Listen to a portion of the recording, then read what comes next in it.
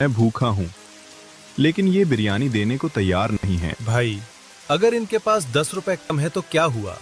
इन्हें खाना क्यों नहीं दे रहे? साहब, दुकान दया से नहीं चलती। यहाँ हर चीज़ के पैसे लगते हैं।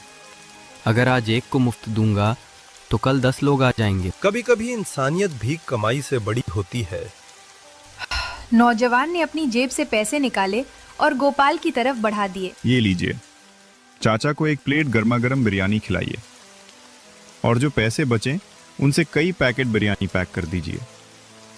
चाचा, जब आप वापस जंतर मंतर जाएं तो मेरी तरफ से वहां मौजूद लोगों में भी बिरयानी बांट दीजिए।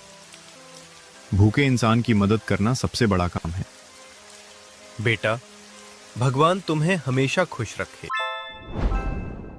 रात के अंधेरे में एक चोर चुपके से घर के अंदर घुस गया।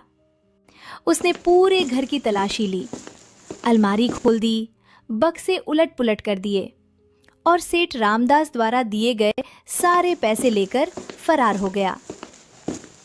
अगली सुबह शांति की आंख खुली। जैसे ही उसने चारों तरफ देखा, उसके होश उड़ गए। हरिया घबरा कर उठा। हरिया, पैसे नहीं है। कोई सारे पैसे चोरी करके ले गया।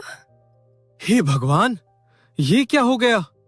इतनी मेहनत से कमाए हुए पैसे एक ही रात में सब खत्म हो गए। घर में खाने तक के पैसे नहीं बचे।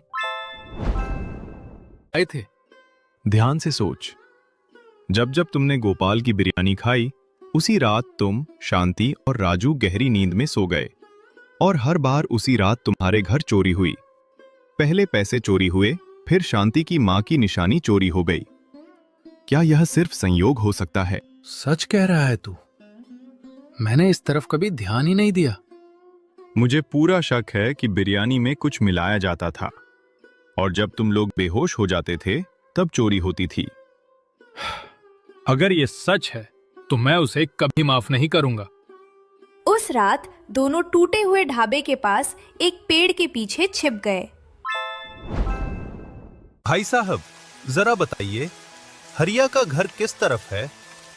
सीधे इस रास्ते जाओ, फिर बाईं तरफ पहला मिट्टी का घर उसी का है। वो जाने ही वाला था कि उसकी नजर उस भूखे बुजुर्ग पर पड़ी। चाचा, आप इतने परेशान क्यों हैं? बेटा, मेरे पास सिर्फ 20 रुपए हैं। मैं भूखा हूँ, लेकिन ये बिरयानी देने को तैयार नहीं है। भाई, अगर इनके पास 10 रुपए कम है तो क्या हुआ? इन्हें खाना क्यों नहीं दे रहे? साहब, दुकान दया से नहीं चलती। यहाँ हर चीज़ के पैसे लगते हैं। अगर आज एक को मुफ्त दूंगा तो कल 10 लोग आ जाएंगे। सुबह शांति की आंख खुली। जैसे ही उसने घर का हाल देखा, उसके पैरों तले जमीन खिसक गई। हरिया चारों तरफ देखने लगा। शांति तुरंत उस डिब्बे के पास भागी जिसमें उसने अपनी मां की दी हुई बूंदें संभाल कर रखी थी। शांति की आंखों से आंसू बहने लगे। हरिया, मेरी मां की आखिरी निशानी, उनकी दी हुई बूंदें भी चोरी हो गई। ये कोई साधारण चोरी नहीं है।